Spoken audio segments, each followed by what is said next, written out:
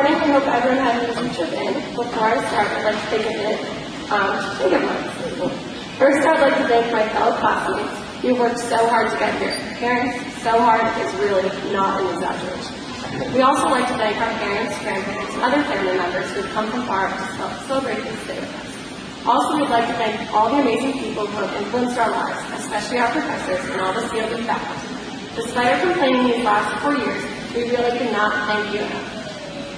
This morning, I am truly humbled to be speaking on behalf of the graduating class of 2012 and on behalf of our future accomplishments. Today, I would like to address 3 points. That's the theme today. First, the uniqueness of our class. Second, the importance of looking backwards. And third, some qualities we will need moving forward in our career. I am a native New Yorker along with many other out-of-state students. For me, JMU was not the obvious choice.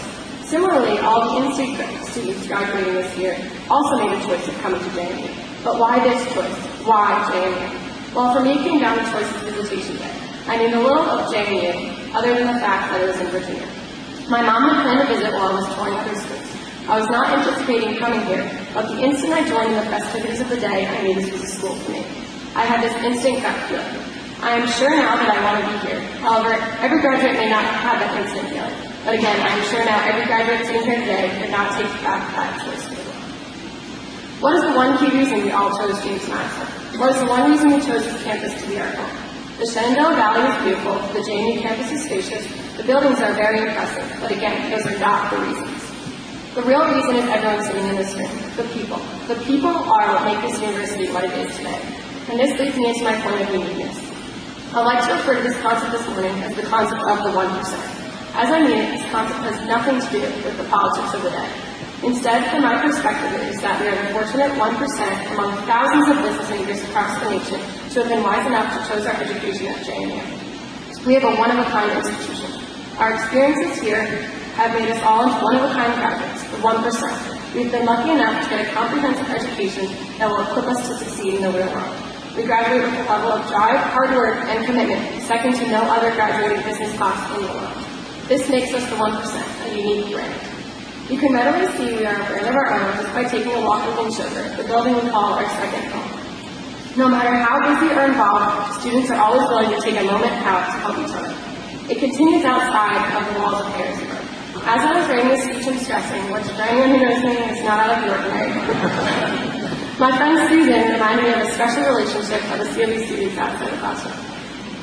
She was pulling an all-nighter to study for a fixed income exam and took a solid chunk of time to talk with me about this 1% concept. We reminisced about one incident in particular. A few months ago, a group of JMU seniors were interviewing at one of the highly regarded firms in Washington, D.C. The night before their interviews, everyone met in the hotel room and took out their laptops and began quizzing each other to prepare each other for the next day's interrogations. Take a second to think about this. Everyone is interviewing for the same position, of which there are very few, yet they're all working together to make sure everyone is prepared. This may be a one-of-a-kind situation and experience, except not a one-time occurrence. Not for our class. It is who we are as JMU students. We are a class, a family, and a whole community together, the unique 1%. This brings me to my second point, the value of looking backwards. In order to better understand who we are, we should look to understand how we got here, who helped guide us, who influenced us. Permit me to tell you a little bit about who influenced me.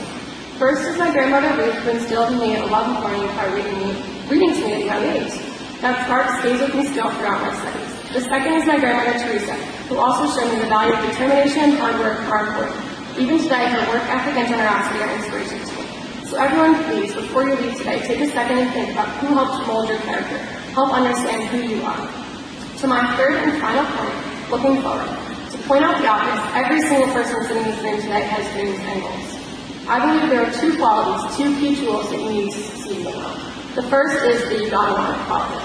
You can call it desire, you can call it determination, you can call it whatever you want. Courage and convictions are reflections of you gotta want it. Perseverance and patience are reverberations of you gotta want it.